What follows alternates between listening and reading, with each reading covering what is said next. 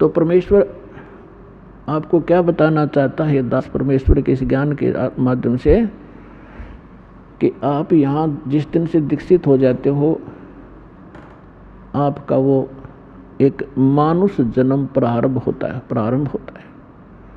उससे पहले आप मनुष्य शरीर अवश्य था, लेकिन कर्म मनुष्य के नहीं थे।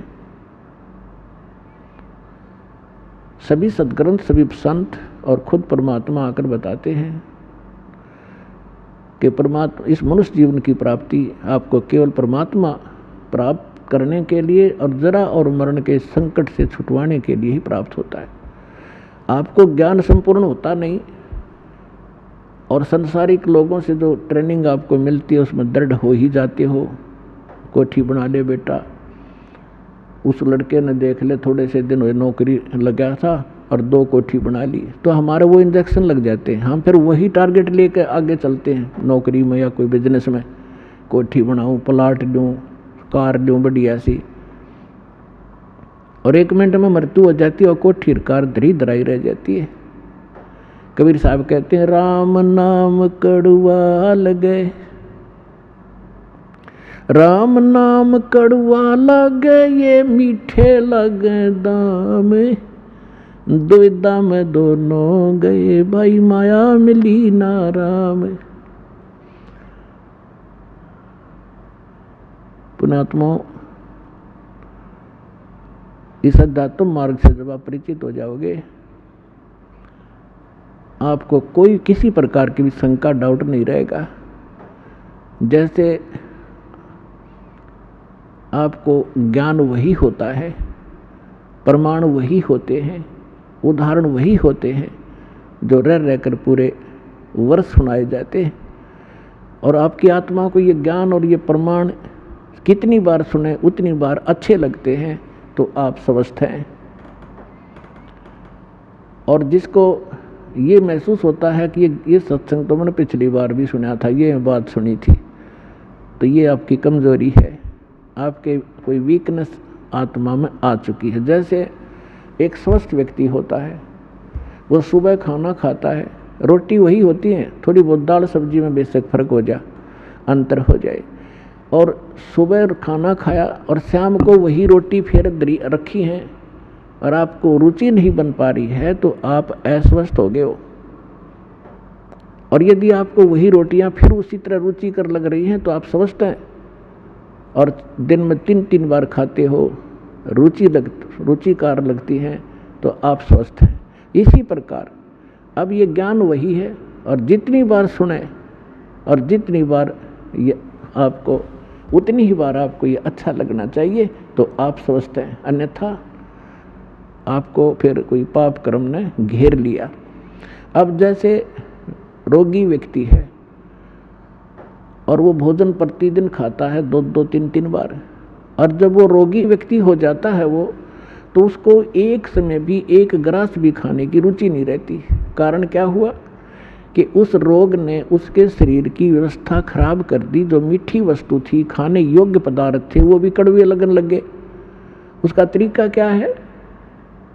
उसका तरीका ये है कि कड़वी, जैसे किसी को मलेरिया हो गया और उसने वो कड़वी कुनीन रोटियां तो भी कड़वी वो खानी पड़ेंगी, ना चाहते भी खानी पड़ेंगी, चाहे वो रुचि कर लगे चाहे ना लगे। उनके खाने से फिर धीरे धीरे बुखार ठीक होगा, जबर ठीक होगा, तो वह रुचि भूख बढ़ेगी और फिर स्वादिष्ट स्वस्थ होते फिर स्वादिष्ट हो जाएंगे। तो इसी लगा कर स्वादिष्ट लगा करेंगे। इसी प्रकार ये सत्संग के अंदर ये दोनों डोज हैं। इसमें आत्मा का आहार भी है और ये ट्रीटमेंट, ये उपचार भी साथ होता है। जैसे कोई भक्त सत्संग सुन रहा है और ये मन में आता है कि तो पहले भी सुना था, तो बेशक आप ना चाहते हुए भी उठकर नहीं जाना चाहिए, उसको बार बार सुनना चाहिए। थोड़ी सी देर में आप देखोगे ओहो ये तो ठीक सी लगन लाएगी, तो उस ये कुनीन का काम भी करेंगी। ना चाहते हुए भगवान की महिमा को सुनते ही रहना चाहिए और ना चाहते हुए भक्ति जैसे मंत्र करने लगते हो, रुचि सी ना बनती, ना बनन दे। एक बार मंड जाओ करडे से होकर मन भागन दे, दूर थोड़ी देर भागेगा फिर आप पैसे होगा। इसी प्रकार परमात्मा कहते हैं कबीर हरि के नाम को हिज बजो चाहे खज, उल्टा सुल्टा उग ही खेत पड़ा जो बीज। अब परमात्मा के नाम में लग जाओ, चाहे हज यानी अपनी रुचि से या खिज के माथा सा ठनकते हुए भी शुरू कर दो। और कहते हैं जैसे खेत में बीज पड़ गया उल्टा पड़ोते सुल्टा उगेगा। तो इस प्रकार आपने इस ज्ञान को सुनना चाहिए। अब जैसे हमने जो ट्रेनिंग समाज से मिली, जहाँ भी गए उन्होंने यही कथा सुनाई, क्या कर रहा है बेटा, कि इंजीनियरिंग कर रहा हूँ। अच्छा क्या लगेगा, जेई लगूंगा।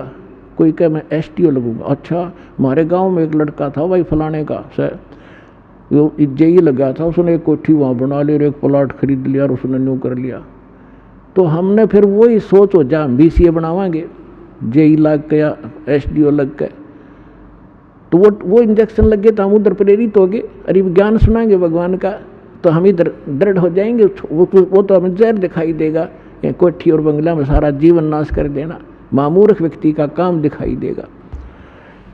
तो इसी प्रकार सत्संग में आने से, इस ज्ञान को बार बार सुनने से आपको दृढ़ता आएगी।